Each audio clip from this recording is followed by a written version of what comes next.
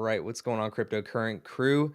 My name is Stephen Miller, and you're watching Cryptocurrent live. Richard, how you doing? This is my co-host Richard Carthon, and we've got a great show for you today. Richard, what's going on? Doing well. I'm excited to be part of this Crypto Decrypted live show as we go through this week after week. We keep bringing you a lot of gems to unpack some really dope stuff for you. This last week, these last 2 weeks have been pretty tough, especially this news that came out yesterday, which I'm going to dive into in a second. Overall, I was looking for some good entry points and have found them. So even though the market's down, I'm happy in some different ways. But how about you? How are you doing so far? Normally I'd like to say that, it's another beautiful day in crypto land here, but I got to tell you, with all the blood in these streets, it's a little bit hard to walk today. So I'm enjoying myself all the while. I mean, I like to stay optimistic. I'm playing in NFT land still. So there's a lot of fun stuff going on over there. But real quick before we dive in, Richard, what are you getting into? Because I mean, you mentioned that you were looking for entry points. What did you find your way into? So I personally was looking at Solana. I was looking at an entry point right around 125 to 120. Was able to find it, and so even though it's there, I think it still might go down a little bit more. And if that happens, I'm probably going to scale in. But I actually want to then drive into like my current article of the week, which I think is very important. So for all of you who are keeping up to date in the international news. Crypto markets lost almost $250 billion in value. News about Evergrande Turmoil. So, for you who don't necessarily understand what is going on, so Evergrande is one of the top overseas investment companies in a lot of real estate. And so, I think I scrolled a little bit too far. Let me get up here a little bit more. But anyway, they deal with real estate, and they have a ton of liquidity that is due this Thursday. They have a couple of different people that they owe money. Payment is due Thursday, so in 2 days, and they are in the hole. It's looking like they are going to default. And if they happen to default and unable to pay their debt payers, it's going to spark a sharp drop in Chinese real estate sector. It's looking similar to what kind of happened in the 2008 financial crisis here in the US. History doesn't necessarily repeat itself, but it rhymes. And this is a real world case of it. Now, because of that, even though it is affecting the regular equities market, we're starting to see it come into the crypto markets as people look like they need to have some liquidity ready. And people have been taking profits, and other people are also beginning to try to find some new entry points. At the exact same time that this happened, El Salvador bought more Bitcoin. So even though the price went down, they were able to buy back in and get their cost basis for their Bitcoin lower. And what I think is amazing with all of this, and not to get into too much of conspiracy and other stuff, I'll let Steve, when he talks about his articles, potentially talk more about this. But there is some market manipulation going on in the world of crypto. Unfortunately, because the market cap isn't necessarily where it needs to be to stop it from happening. This will continue to be a thing. I believe Michael Saylor came out, basically said that until we get to $1 million Bitcoin, volatility will probably always be within the crypto markets. And the reason being is that big whales, big players could always do just enough to drive down price to get entry points for friends or whoever that are asking for those things. And they're big enough to do those things. So again, volatility is always going to be a thing in crypto. You have to be prepared for it. You have to have a stomach, but you also have to have a plan. And we're going to talk more about that a little bit later. But I wanted to start the show with that. So I'm going to pass it over to you, Steve. Like, what do you think this news ultimately is going to mean, not just in the world of crypto, but ultimately for what's going on in the world? I think there's a lot of bigger stories at play here. And to me, I'm a fan of conspiracy theory as much as the next person. But when I look at this, it's a reminder more so that this crypto market does not yet operate independently of the entirety of the global market, right? We have a lot of different things at play here. and it goes into the articles that we're going to cover next and talk a little bit more about the news that's going on closer to home. But we need to stay vigilant and, remind ourselves that even if stuff is going on in Turkey, for example, or China, all around the world, each piece of news, if it's affecting a major market, it's going to affect crypto. Crypto is global. That to me is the biggest message here. And I think that's why I want to make sure that as we go into this big episode today, where we're trying to talk about how to survive a flash crash, we need to all be more mindful of that, along with a number of other things. So, Richard, before we move too far forward, is there anything else regarding Evergrande and China and the whole debacle that you've been reading that, I guess, on the conspiratorial side of things, that you find particularly interesting that at least people should be keeping an eye on or staying mindful of? So it's that people knew about this for a while. It's not like all of a sudden people who've been watching Evergrande didn't know that they kind of had all of this festering up. It's been very apparent. It's just because it's gotten so close to the due date for its debt that everyone now is freaking out and paying attention to it. Right now, it's going and adding that surreal, like, I'll say, shock value moment. But the timing of it, not being relevant to crypto at all, but just in general, is that it goes back to what is going on in the regular economy, and not just the US, but in the global economy, of how, even though we were in a pandemic, most of the countries were shut down, a lot of people weren't necessarily working and everything else, prices kept going up across the globe. Like, something wasn't adding up. And as we look at real estate, that might be one of the first ones, almost like last time in the last financial crisis that happened. Real estate was the first thing to go. So it's just, it has a lot of inklings of what we saw almost over a decade ago.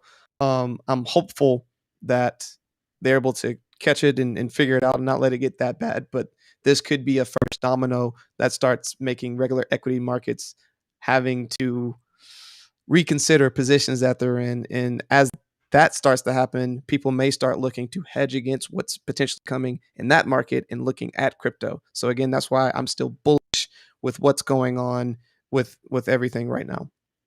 Yeah, I think the one thing that I can add to this is very simple. When you have governments propping up business sectors the way that the US does with its own, Wall Street and the rest of industry across our country, you have this issue come up eventually. And we didn't see one thing happen during the COVID crash and as the country started to recover from quarantine. And that was commercial real estate in particular did not suffer terribly the way that everybody thought they would. Because again, when you're quarantining, we started this whole work from home thing, right? And it became very widely accepted, and every single business out there was doing it. When you start seeing companies like Evergrande, who develop not just residential, but they also develop commercial, lose track of their debt, it tells you something. It tells you that we have too much being developed and not enough demand meeting that supply. So in their case, they're in deep trouble. And some of that is going to come home to roost here in the US as well. Now, the other piece of this story that started to come out recently that you probably remember I mentioned in the last day or so, was the fact that the Fed, specifically, actually over at the Treasury Department, Janet Yellen is encouraging that we start to raise the debt ceiling. And I can't help but sit here and laugh my ass off, because it's not like we even acknowledge that the debt ceiling is real anymore. There is no ceiling. We passed that years ago. So when we see that action going on, that's why you're seeing a broader market pullback. But what I'd like to do is shift gears a little bit here into some of the dumbest things I've heard lately, because I think that that's something that we all need to keep in mind, is that when things get really bad, people start saying really dumb stuff. And that to me is like, as much as we like to talk about top indicators in the market, this is an indicator to me that a correction is almost overdone or overshot when the media is focusing so much on inflammatory remarks and the dumb stuff that people like to say to get more media play. So let's pull up this screen real quick and we can dive into some of the best ones. Oh, where is it? There it is. So I don't know if you followed this, Richard, but the Recep of Turkey, Erdogan, filed this report back in March, basically sending the lira down further than most fiat currencies can go. But at the immediate time, we saw Google searches for Bitcoin soaring. Brings up this idea that as politicians continue to make inflammatory remarks against Bitcoin and crypto, Bitcoin tends to improve and do better. Well, Erdogan came back into the news yesterday and even the day before, making a statement saying that Turkey is officially in a war against Bitcoin and cryptocurrencies. So, to quote the exact release, Erdogan said that they do not have a problem of opening up to crypto money, but on the contrary, they have a separate war and a struggle against them. He then went on to say, "We will not give them such a premium, nor will we, because we will continue on our way with our money, which is our fundamental identity in this matter." Basically, you need to look at the subtext here. Number one, let's just go ahead with the stupid here and just out the stupid. You cannot win a war against Bitcoin. Erdogan is operating with fiat currency. That's what it is. Even if you were to release a central bank digital currency today in Turkey, it would not make a difference. Turkey is fighting a losing battle and a losing war. They will not find a way around that. But what they are saying here, and this is the thing that everybody needs to take away from it, is that they're not ruling out a digital lira. They're 100% on board with the future. They want to innovate, they want to push forward. So, this is my advice to you. When you're hearing all of the stupid come out, and it comes out in droves, when the stupid comes out, look for the subtext. What does it say? Because even here at home, we have stupid people. Have you heard of Gary Gensler, the head of the SEC? Richard, Of course. do you have any, I guess, favorite memories so far of Gary Gensler's time as the head of the SEC? Man, the fact that he's like, they're going to go after crypto. Ultimately, they're going to go after crypto. So, Mhm. Look, there are so many moments that we've seen so far that this guy likes to come off as the pro crypto advocate within the US government because, again, he taught blockchain at MIT, and good on Gary for that, you know? But the reality of Gary Gensler today is that he is doing the bidding of the banks, plain and simple. Banks offer securities. He operates the Securities and Exchange Commission. So he's going to defend the banks at all costs. So he came out in an interview today and basically equated all stablecoins to poker chips and basically saying that we are currently operating in this wild west or wildcat crypto economy. And the quote that I really loved out of this interview that he did today was where he said, "These stablecoins are acting almost like poker chips at the casino right now." Basically, in this WAPO interview, he then said, without oversight, people will get hurt. So basically, Gary is saying the SEC needs to be big brother and needs to protect everybody. The problem is that everybody in crypto will tell you we aren't asking for his help. It's not about help, it's about control and power. So, long term here, we start getting into this discussion of okay, then what does the SEC have authority to regulate? And again, what is defined as a security? Stablecoins, Richard, as we discussed before the show, do not yield an ROI. That's one of the fundamental principles of a security. It has to yield a return on investment. So, from your perspective, is there another side to this? Is there a case for stablecoin to be seen as a security? the only way I would look at it is, I mean, APYs, but even with APYs, you're getting yield back for holding it. So that could be the only argument. But other than that, no, it's supposed to be, it's holding to a stable currency of one. It's trying to be one. So therefore, how can it appreciate? Yep. And look, that is the big question here. So Let's go back to the dumb for a second here and let's try and get dumber. Gensler then went on to say history tells us that private forms of money don't last long. He said, noting the US experimented with private money in the wildcat banking era from the 1830s to the 1860s. This all had a lot of cost and a lot of problems. Okay, so let me be very on the nose here. Is that to say that they had the same type of technological advancement in the 1830s? Richard, this is the type of stuff that lights my fuse. I would go on to quote Family Guy all day long. This really grinds my gears. But when I see stuff like this come up, and I note in the back of my head, okay, Gary comes from an MIT blockchain background.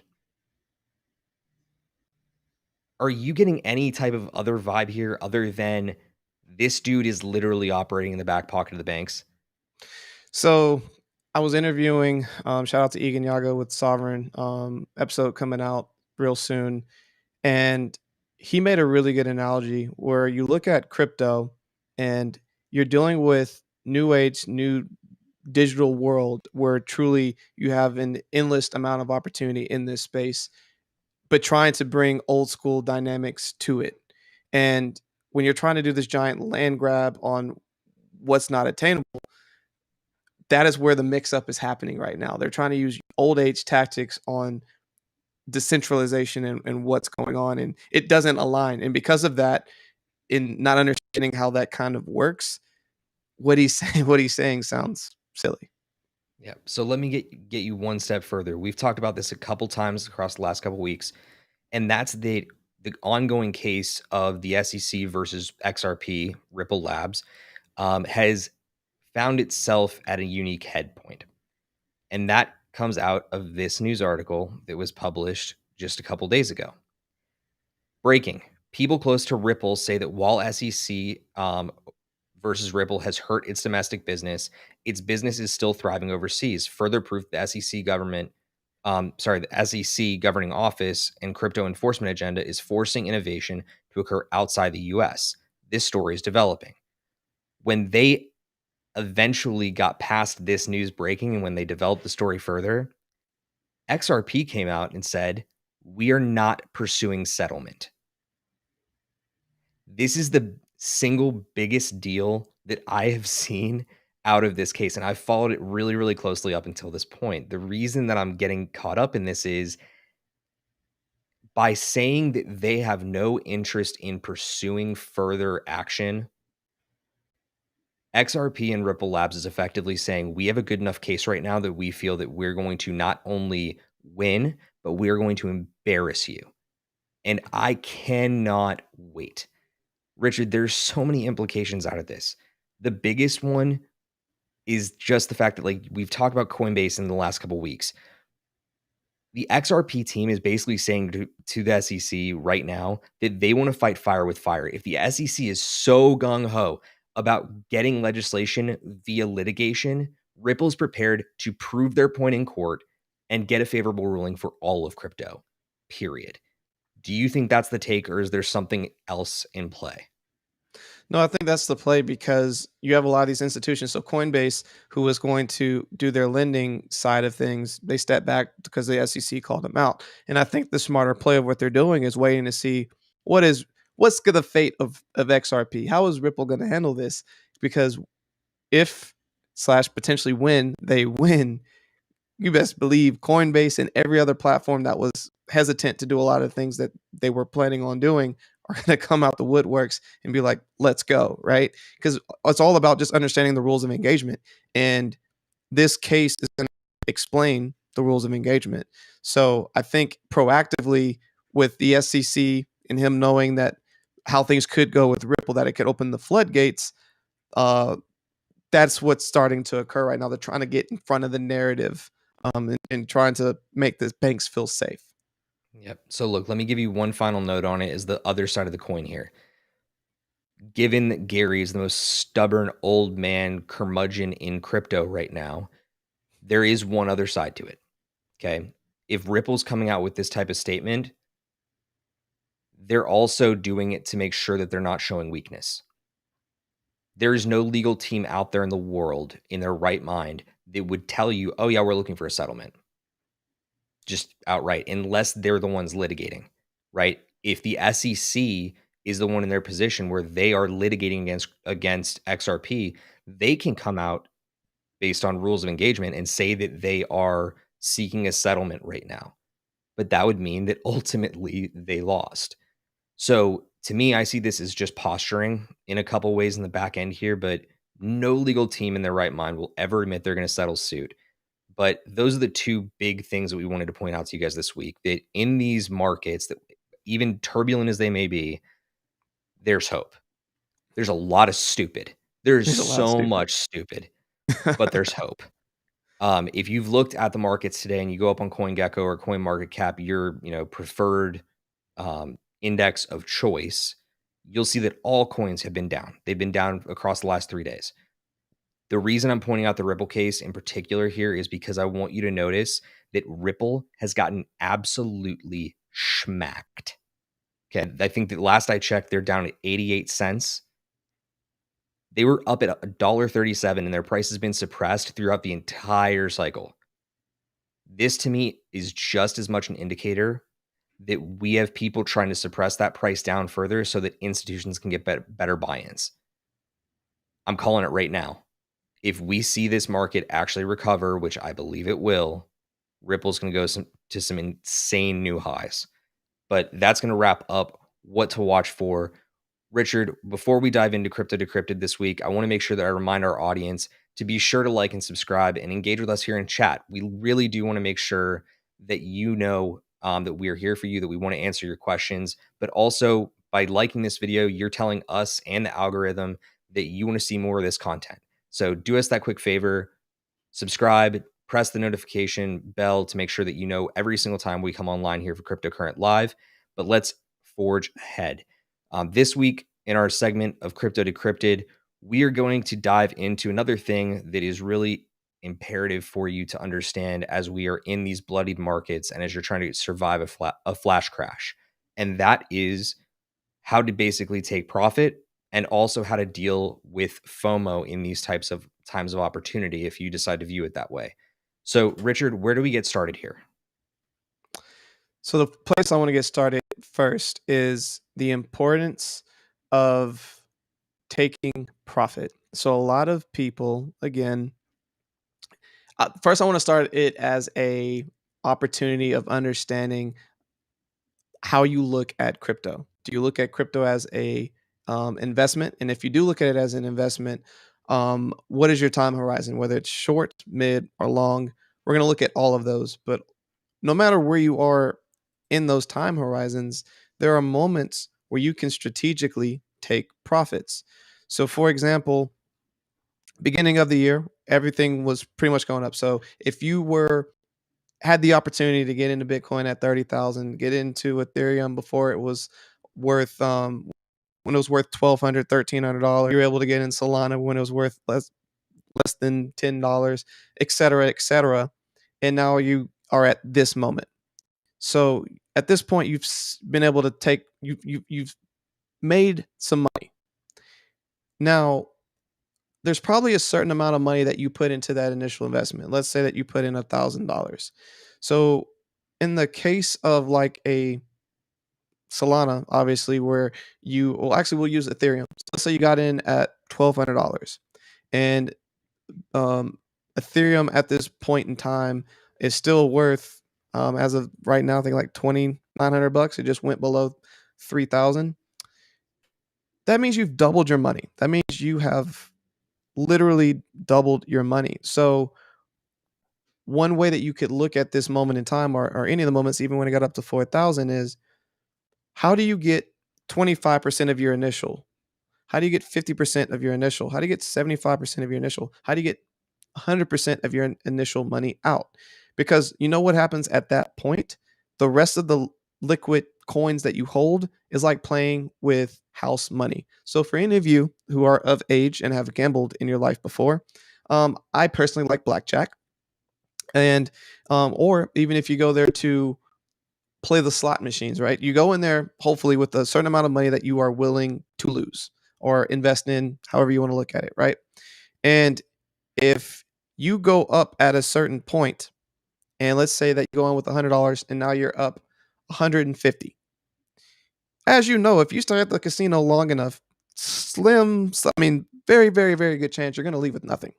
You're probably going to lose it all, if not half, whatever it is. You're probably not going to keep the peak of what you put in there. So the way I look at it and the way I try to approach it, even when I do go gamble, is I go in with a certain amount. I have a certain goal of something that I want to hit. And after I get that amount of money, it's like mentally starting over. And now here's my finite scarcity supply. If I run out of this or if I double it, I do whatever, I'll consider putting in or taking profit from that. But regardless, I'm at least leaving with what I came with, and I'm leaving with profit that I wanted to make. And then everything else is just a level of scale. All that to say is that in these moments where the price has gone back down, and you are seeing prices at all-time highs, it's imperative to take some profit so that you you are never going to be as angry with yourself for losing money when you had it. So like not actualizing profit, than saying I sold too early. If you sold too early, you still made your money, you still got your money out, and it was relevant for you in that moment. You can live with that. But to and again, unless you have a longer time horizon, and even if you do, even if you do have a longer time horizon, if you are able to take out whatever your 25%, 50%, 75%, 100% of your initial investment, and you got that money back, why not let the rest of the coins ride? If you want to find another entry point, so now you can take some of that profit, the profit that you just made, and you find a lower entry point. Now you can go back in and ride it back up. If you are still bullish on it, that means you're able to take some of that money, get out your initial, still have some money left over, and then put it back in at a lower entry point and ride it back up, make more money, rinse, repeat, because we're in a volatile place. Again, that might be more of a trading strategy over a investment strategy. But the point is that as you are starting to get more and more comfortable in crypto, start putting together a take profit mindset and understanding levels at which you can actualize and get some of the money that you put in out, so that again you are in a solid spot. But Steve, I know with that there's a lot of things that we can unpack with that. What are some initial thoughts that you have on what I kind of unpacked? Yeah, the big one that I want to get into, Rich, is that this entire discussion about profit taking, it has to be seen from this lens of ROI in the now versus ROI missed out on, right? At this Right. stage of the game, guys, if you've been following along with what we've been doing here on Crypto Current Live and even on Clubhouse the last couple of months, we've brought up taking profit a number of times. But it's a question of, okay, have you actually done it? Because the other side of this coin is that we need to not just be taking profit, but we need to be buying the dip, right? So Right. as I look at this and I'm sitting here evaluating my own profit taking strategy, I am sitting here saying, not, God damn it, I just missed out on a whole bunch of profit because the market just dipped off. I'm saying to myself, typically, okay, I took profit prior to the market dipping, which means that I should have this war chest ready to go to deploy more stable coins into the market. What can I get into? What is the ROI by percentage of what I put in right now? And how can I apply that once I've taken profit to the market given the right opportunities? So that's what I like to focus on out of this. Do you have any other, I guess, take on the ROI that you can see so that you're not getting too much into FOMO? Definitely. So I personally am a long-term thinker, right? So I'm looking at the next 3 to 10 years as I build my crypto portfolio and doing this and building out my crypto portfolio. But it doesn't mean along the way that I'm not going to actualize some of those profits. It's it's like if you looked at this like as a VC, right? Let's say that you have a portfolio of 10 coins that you want to get into. And again, if you want to spread them out and weight them differently, by all means. But in this scenario, everyone's weighted the same. So you find 10 cryptos, you have $1,000. So you're going to give each of those $100. So how do you continue to find good projects and make sure that as you make some of that money, so you get, let's say within your 10 portfolio, you're able to get to your 1,000, it's now worth $1,200. Do you let it just keep going, or and for some of your projects that you got into that might not be as performing as well, do you take some profits or potential losses on that to then throw gas on another project that's doing well? As you continue to analyze where you are in current markets, by actualizing some of that profit, it gives you opportunity to get into other projects early, because liquidity is the biggest challenge with anyone. Everyone has a finite amount of money that they can put into the market at any given time. And so by being able to put your money into the market, seeing some profits, but then also being able to take out some of those profits so you have liquidity to find other projects to get back into when FOMO happens, aka the market's at this level. Luckily, I took out some money. I wish I could have got in. I've learned about this cool project named Solana. Right now, it's worth $200. Literally a week, 2 weeks ago, it got up to $200. I was like, man, I wish I could find a way to get in. Well, what do you know? Liquidity happens. I was like, if this thing strikes at 120, I'm jumping all over it. It got to 119 today, and I jumped all over it because luckily I took some profit. I looked for an entry point back for a product that I really wanted to get even more coins in. And when it happened, I jumped all over it. But it was because I had the the idea of new other projects that I want to get into, but being able to produce the liquidity that I needed by taking some profits and then finding an entry point so that as the market eventually, when it recovers and goes wherever I think it potentially can go, I was ready for that moment. Yeah, so I mean, what you're getting into there is the idea that you have to stay plugged in, right? There is no way to be in crypto because it is a 24/7, 365, operating market as opposed to, you know, the stock exchange, which operates 5 days a week in selective hours. In crypto, you have to stay plugged in. So Yeah. let me give you another side of the coin again, because I love doing this right now. You were talking about Solana. Okay, that's a large cap, right? Typically speaking, most of the large caps won't see that type of movement. It's unique, right? As you try to stay more plugged into crypto, you should be building up your watch lists. So in my case, I have a watch list that's probably 30 coins deep. Yes, a fair few of them are what we would consider degen casino plays. So I'm talking about the upcoming projects that are going to be on Polkadot or Cardano or even Solana in some cases, if you want to go behind a completely centralized project. The point that I'm getting at there, without getting too petty about Solana, is that when you look at those projects, they go parabolic out the gate, right? You have great examples in the Cardano ecosystem. You look at Charlie 3, you look at Giro Wallet. Both of these projects on release shot through the moon. But yet, in the months after, you saw them decline and you saw them typically retrace somewhere to the tune of 75 to 90%. That is not a testament against the project. That is a testament to the hype in the market. Where I like to go from there is I like to keep those projects that have really sound fundamentals on my radar so that when these times come and we see those massive pullbacks in the market, I can make my move in and continue to build my token war chest.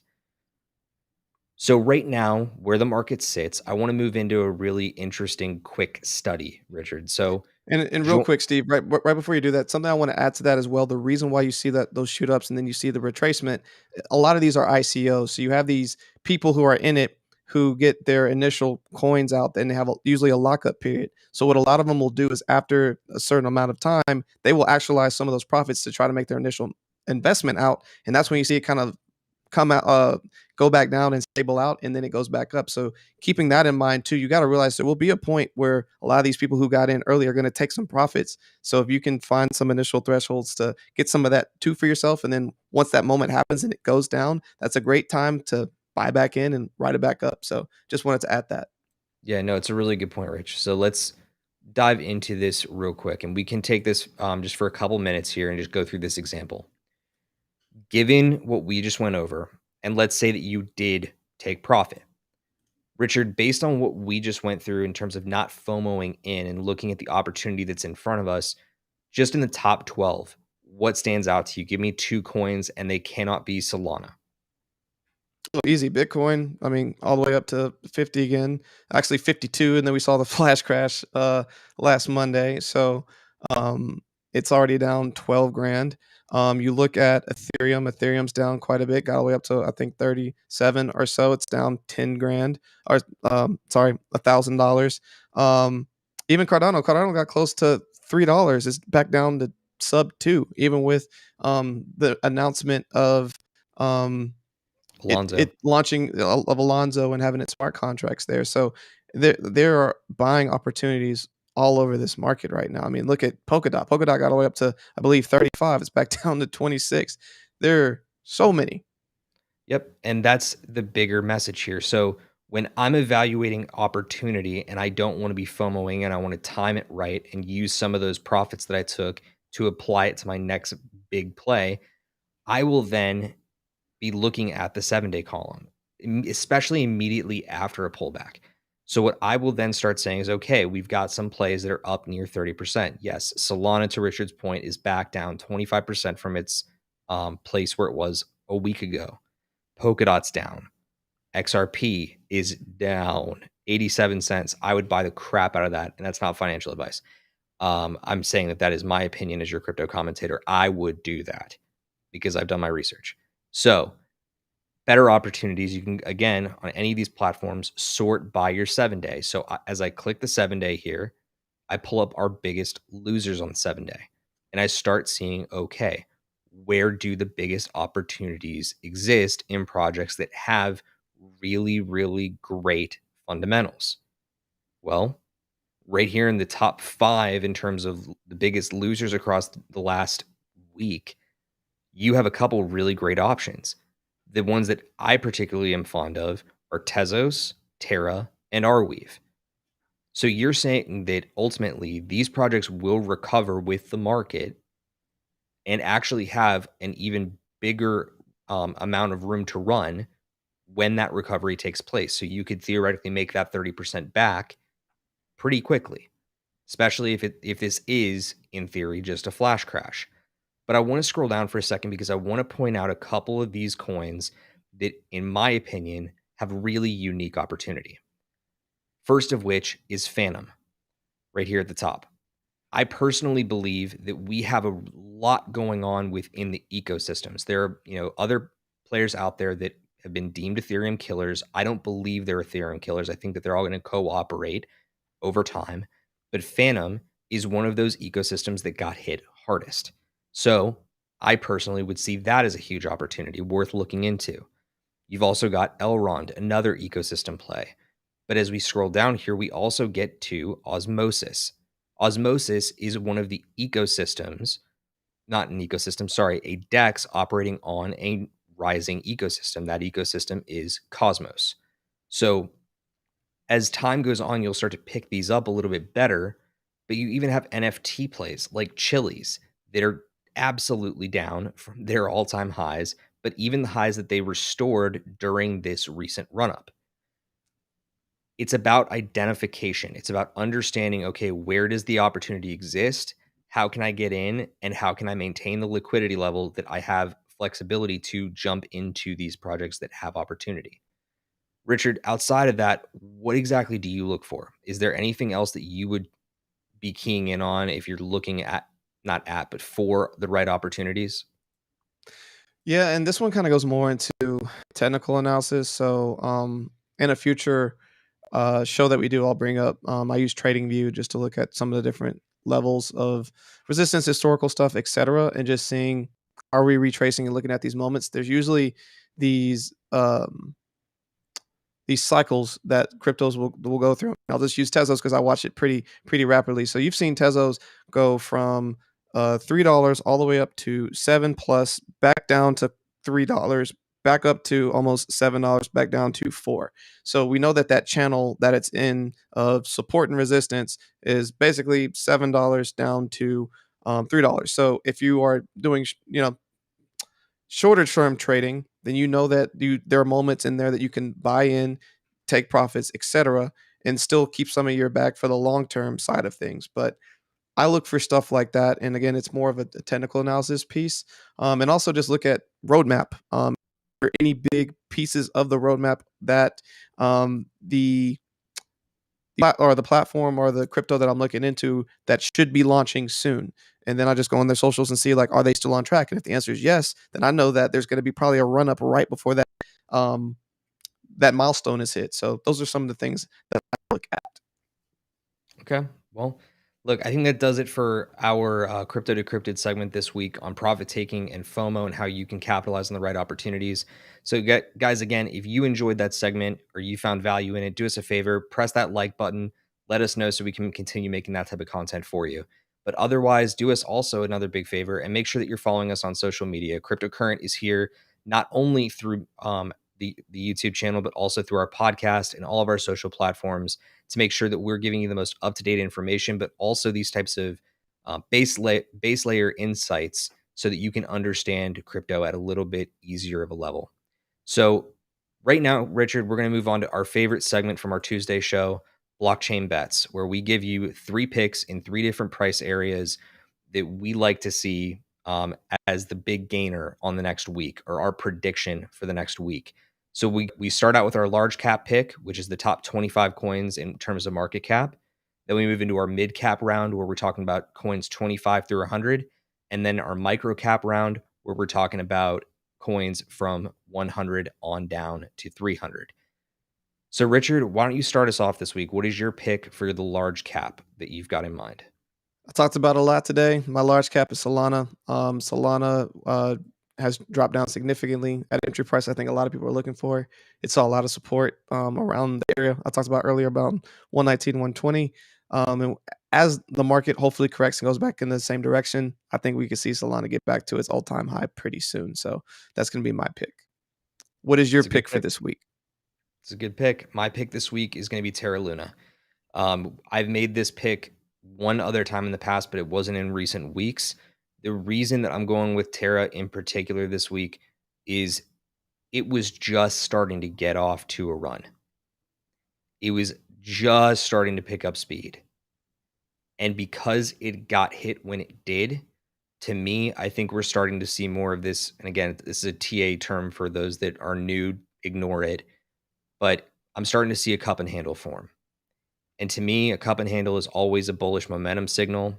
And I personally think that Terra has a lot of legs to go a lot higher in this cycle. But let's pass it over to you for your mid cap. What do you have in mind for your mid cap this week? So my mid cap is going to be Kasama, and the reason I'm going with KSM is between their parachains and everything else that they have going on, there is a lot of momentum growing with them, and they're finally about to start launching even more projects on top of the ecosystem, and they've had a rough week. So typically when that happens, people are looking for entry points. I think it's at a pretty solid entry point, so I think in this next week we could see it take off. So I mentioned my mid cap earlier. And again, you're going to see a lot of this repetition throughout this episode, but it's because we cannot impress upon these points enough for you guys. Some of these coins that got hit the hardest in the last 2 or 3 days have some of the best opportunities out there. So that's why you're hearing them repeated. My mid cap this week is Phantom, FTM. Reason being, they currently have the most large government infrastructure buy ins of any ecosystem play out there. In my world, people are building on it. I'm seeing the momentum occur. It has had a run up, but because of the losses that they posted, it's looking to recover a lot stronger. So I would keep my eye on Phantom for sure. There is opportunity right around the corner. Richard, for our last picks this week, again in micro caps, these are the highest risk, the most degenerate gambling plays, again, degen casino type stuff. What are you encouraging people to have a look at and do some research on this week within microcaps? So my pick this week is one I've not picked before. It is Mobify. So what they're ultimately trying to do within their model is the next gen mobility as a service. So they are giving a multi-model transport. So whether you're in a car, bicycle, airplane, what have you, you could basically use their tokens as a way to travel, and because you are using those tokens to like build the ecosystem, you get rewards, and a ton of other things. So trying to stay green with the way that you are able to go across different platforms through mobility. So again, another one that got hit pretty hard, but it's been having very solid runs up in a previous weeks past. So I'm gonna go ahead and move forward with Mobify. Awesome. Well, look, you did something that you've never done today by calling Mobify. I'm going to do something that we've never done on this show before and decide to throw a complete curveball. My pick this week is not a coin at all. Instead, it is a non fungible token. My call this week is going for the Doge Pound. I am, of course, not talking about Dogecoin, but instead the NFT project that is literally called the Doge Pound. Here's my reasoning. You can find returns anywhere within cryptocurrency. That's a reality. Yes, you can also lose your ass. But the truth is there's a ton of opportunity right now in the marketplace. And when you look at NFTs, there are no quicker returns. I saw something really unique happen over the weekend in terms of announcements out of some of these projects, and the Doge Pound led the way.